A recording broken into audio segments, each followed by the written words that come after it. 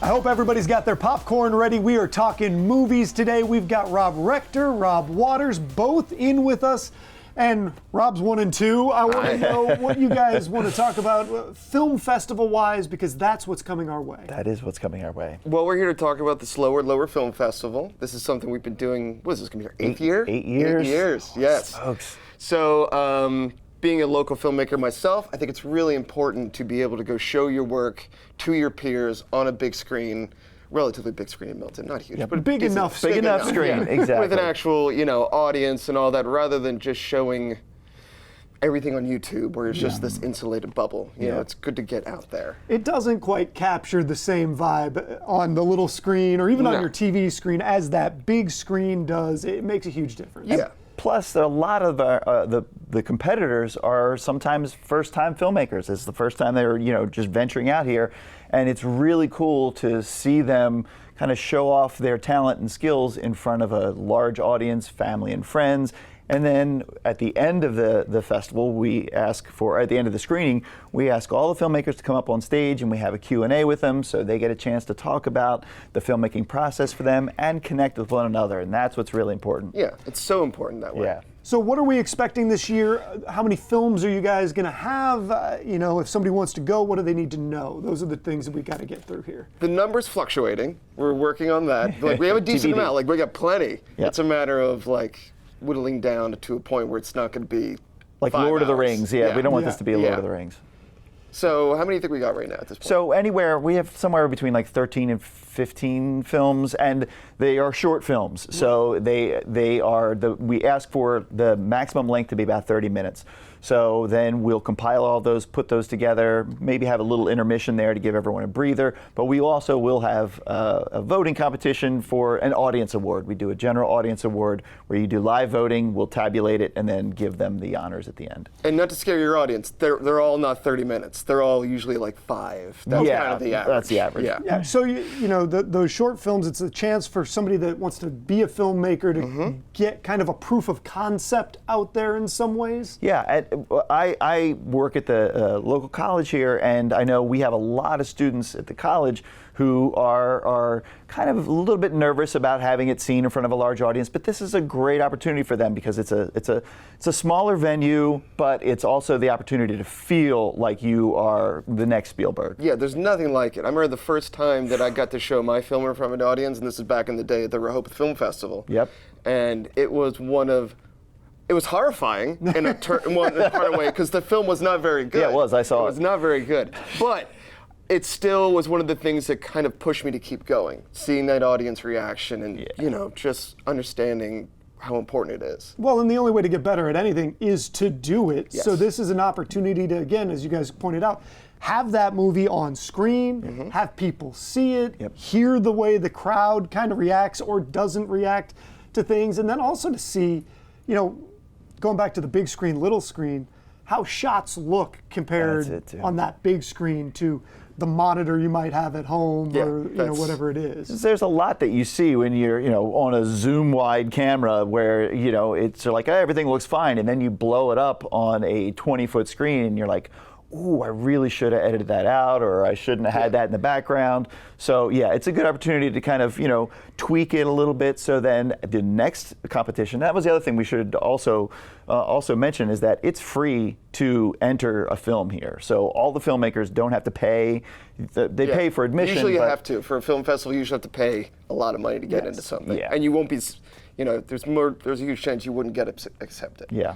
One of my favorite things is usually all the directors are there. So if you're watching one of these films and you're kind of curious how they did it, you can go talk to the actual director, how did you do that shot? That was amazing. Yeah. Please, I want to know how you did that. Can I have your camera? Yeah, can I have your camera? It's great because we have kind of, over those 8 years, we've built a kind of local filmmaking community. Like, there are staples that we will see have an entry every single year, and it's great to watch them evolve as filmmakers as well, too.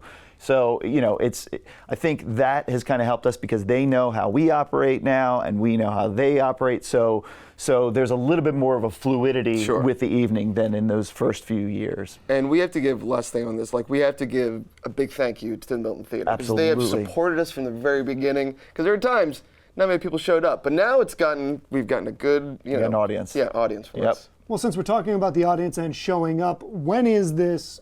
When can people go? How do they get tickets? Probably important. You go on that one. You're better with dates than me. It will be on Wednesday, May 21st. Doors will open at 6 o'clock, and then the screenings will begin around 7 o'clock. And I think it's $5 for students and seniors and $10 general admission. Well, everybody, I hope that you get a chance to go to the Milton Theater, support this film festival, because you've got this up-and-coming group of filmmakers that are going to be trying to put something out into the world, be creative. I think we always support that here on CoastLife. Guys, thanks for coming in. Thank you for having us. We'll have more, maybe modern film discussions here coming up in just a few moments here on CoastLife.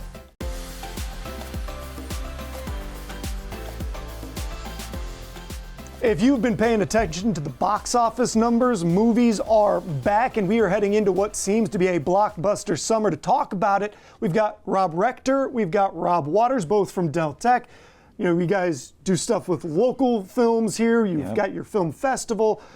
I don't want to talk about that right now, though. I want to talk about the movies coming out this summer and what you guys are excited for what seems like a pretty big slate. It is. I do. I think...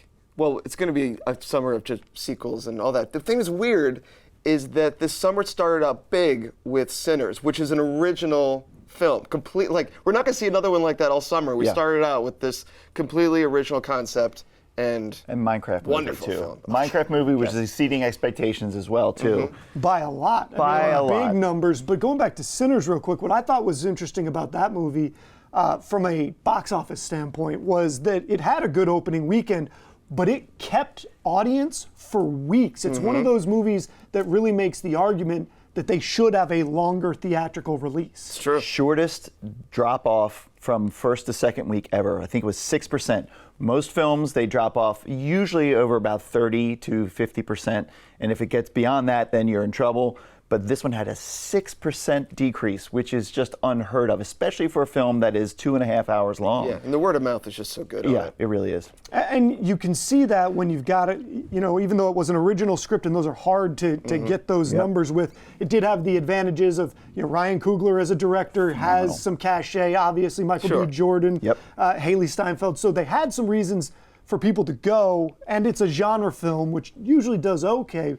But those numbers were nothing like what people were expecting. Yeah, it really blew it out of the water. But it's a good sign for what's to come. I mean, it's a good predictor for the summer because everyone was kind of unsure going into this. We haven't had that Barbenheimer last year, you know, so there's a lot of anticipation of like, is the summer box office going to return? And so far, looking good. There's some good indicators that are pointing to a nice box office this year, summer. So let me ask, what are you most excited for coming up this summer? Because there's a lot of ways you can go with this. There's a lot of movies on the slate. I mean, I think coming up real soon is the last, I think should be the last, Mission Impossible. Yeah. That's exciting.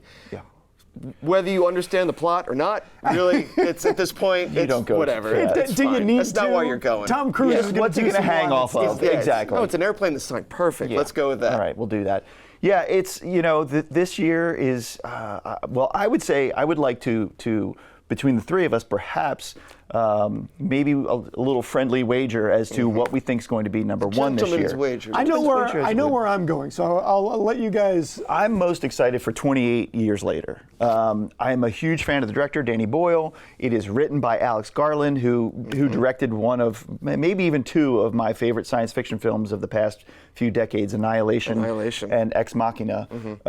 And it's been 25 years since the original came out, and it's just, you know, it doesn't make me feel old at all. It still holds up. Both of the original 28 Days Later and 28 Weeks Later, I just watched them recently, and they both still hold up really well. And we wouldn't have like Walking Dead, The Last of Us, all of those were it not for that 28 Days Later. It's going to do huge numbers. I think one of the things that's going to help it, too, is that for a while you couldn't get the previous movies on streaming. Right. That's now been rectified in the lead up to this. Yeah. I think that's going to help it build up some numbers, too. Yeah. I'm curious if it's going to do well. I don't know. I'm on the fence. I don't know. I mean, I'm excited to see it. That's what I'm excited for. But financially, I don't know. What I think is probably going to do well this year, I think there's going to be a kind of a two-way race with the top, and that's going to be How to Train Your Dragon, the live action remake, which is going to be remade by the same director as the animated one, which but there's enough time, there's enough distance between the first one, which was 15 years ago, and this one that there's a nostalgia factor. But I think the nostalgia factor is going to be an overdrive for Lilo and Stitch. It was released in 2003, I think. So most of the kids who have seen it at that time are now the adults. And for nostalgia's sake, they're going to bring their kids to it, and that's going to bolster the I also think that I don't think every animated movie lends itself to live action, but I think Lilo and Stitch does because most of the movie could be actors with the exception of I agree. The it's like the one I've seen that of the Disney remakes that usually are pretty atrocious. This is the one I was like, oh, this can make sense. This looks pretty entertaining. So where are you going for your big budget movie? I'm going with Superman. Bold swing. I know. I think it's gonna. It has such a bright, fun look, and I think people are just excited. I think superhero movies are coming back this summer because Thunderbolt came out and it was solid. Fantastic Four. I'd say Thunderbolts was better than solid. I think it was really good for them. Mm-hmm. It was like a good return to form because it reminded me almost of Iron Man, the first Iron Man. There's a lot riding on that Superman movie. I mean, this is James Gunn's takeover of the DC EU extended universe, and everything is kind of, all eyes are on this to see if it makes it or not. And I'm a huge fan of James Gunn. I am too. I'm cautious because I just don't know if Superman is the hero we need at this time. You know what? I hear what you're saying with that because I think that sometimes Superman is hard to wrap your hands around because he is so pure. Just invincible and pure. He doesn't have the quirks. I think that James Gunn is the perfect steward for this, and he's gone back to, whether you liked it or didn't like it, the Snyderverse went a little bit darker with all that stuff. He's gone back to the brighter colors, the hope. He's got the dog involved. I think that Superman is going to be the summer smash of the year. I think it's going to put up the biggest numbers, and I'm not even sure it's going to be particularly close if he can pull it off. Okay. I think these, like that and Fantastic Four, the way they are both positioning themselves, I think to me they're exactly what we need because it's a little dark right now. So those are bright. There's like, it's the older futuristic look where it's just like, tomorrow's going to be great. Don't worry about it. It's like, there's so much hope and joy that I haven't seen them yet, but everything I've seen so far, it just has that bright Jetsons vibe. Yeah, and it's like, the future can be great kind of feel. And when you talk about the Superman trailer, they hit you with the score and you just get those goosebumps and you start to feel it. So that would be my pick as the best grossing. I'm excited though to see The Phoenician, the latest Wes Anderson film that's coming out. I'm just like a season ticket Wes Anderson holder. How did you pronounce it? Because I was reading Phoenician. Phoenician. I had no idea. Yes. Yeah. Okay. So I wasn't even close. I'm excited for that. I'll ever since I first saw Royal Tenenbaums, I'm in on everything Wes Anderson does. Absolutely, and I'm excited for that one too. It'll be a smaller hit if it is. It's not going to near those other numbers. French Dispatch, I think, was his last one. No, Asteroid City was his last one, which was really good, but underseen. But and very Wes Anderson-y. And this one does look very Wes Anderson-y. And Benicio del Toro's in there. Benicio del Toro. The last one, I thought he kind of went up his own butt a little too far. It was like Wes Anderson plus Wes Anderson. It was a little too much. Wes Anderson squared. Yeah, it can go too far. But this looks more like the hotel? Yeah. Grand Budapest Hotel. Yes. Yeah. All right. Well, we could talk about this all day, guys. So I want to leave you with this. Give me one thing. We've talked about the biggest movie, but give me one thing about movies that has you excited going towards the summer. Like I said, I think it's that bringing kind of hope back to things. I'm looking for a summer that isn't too dark. I want to just see fun things in the theater again. Time for that pendulum to kind of switch. Yeah. I don't need any more darkness right now. I got it. I think there is something particularly unique. It is our most accessible art form that we have, is movie theaters. Not everyone has a favorite ballet, not everyone has a favorite museum they go to, but if you throw a stone, you can find someone to tell you their favorite movie. And it is this art form that just brings people together, and there's something just so uniquely different about watching a film in a theater, hearing the reaction from everyone around you, hearing the gasps or the laughs or whatever, that brings out the best in us. And I think that, I enjoy seeing things in the theater because it envelops you. It just takes you away and transports you. And I think that our early predictors in the box office right now are saying that people do enjoy going to the theaters again. You are such a softie. I am.